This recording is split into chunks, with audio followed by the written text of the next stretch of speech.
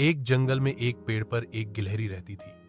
वह पेड़ की डाल पर इधर उधर फुदकती रहती थी।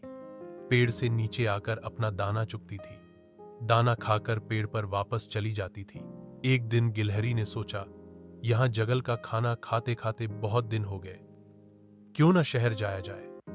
गिलहरी शहर जाने के लिए एक सड़क के किनारे पेड़ पर बैठ जाती है। थोड़ी देर में वहां से एक ट्रक गुजरता है। गिलहरी उस पर कूद जाती है। ट्रक के अंदर सब्जियां भरी हुई थी, जो गांव से शहर जा रही थी। गिलहरी ट्रक के अंदर मजे से सब्जियां खाती हुई शहर में पहुंच जाती है। जब ट्रक रुकता है तो वह उतरकर पास ही में एक दुकान में घुस जाती है। दुकान में अनाज रखा था। गिलहरी वह अनाज खाने लगती है। कुछ देर में दुकान का मालिक गिलहरी को भगाने के लिए आता है। गिलहरी वहां से भाग जाती है।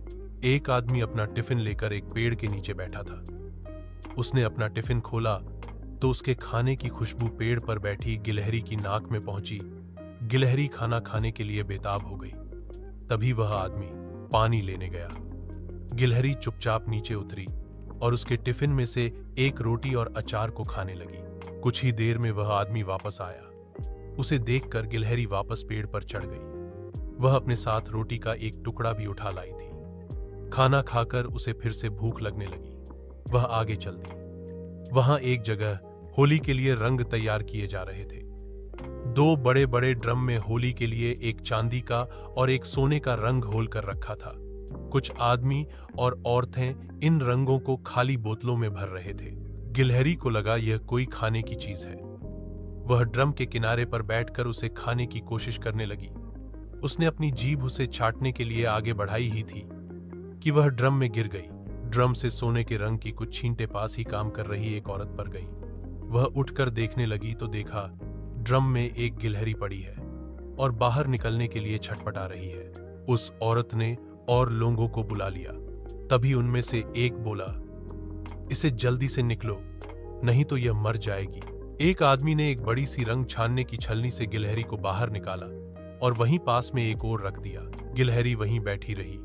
वह धीरे धीरे हाथ पैर चला रही थी, लेकिन वह उठ नहीं पा रही थी। उसे छोड़कर सभी अपने अपने काम में लग गए। गिलहरी बहुत डर गई थी। कुछ देर बाद उसका रंग सूखने लगा जहां वह लेटी हुई थी। कुछ देर में वहां तक धूप आने लगी। धूप के कारण उसका रंग जल्दी से सूख गया। गिलहरी उठी और धीरे धीरे चलकर आगे चल दी। वह आगे जा रही थी। तभी उसने अपने आप को देखा तो उसका पूरा बदन सोने के रंग में रंग चुका था। गिलहरी बहुत खुश हुई। वह फिर से सड़क किनारे एक पेड़ पर बैठ गई।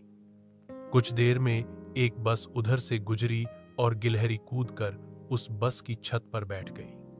शाम तक वह बैठी रही। शाम को बस जंगल के रास्ते से गुजरी, लेकिन तेज स्पीड बस से गिलहरी उतर न सकी।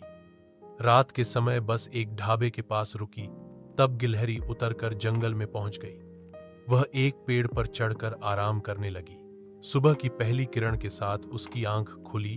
अब वह जंगल में इधर उधर खाना ढूंढने लगी। जंगल के सभी जानवर उसे देखकर हैरान थे। तभी एक कबूतर उसके पास आया और बोला, गिलहरी बहन, तुम कहां से आई हो? गिलहरी ने कहा, मैं दूर परियों के देश से आई हूं।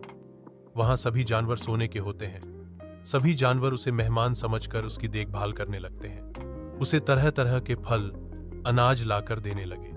गिलहरी के मजे आ गए।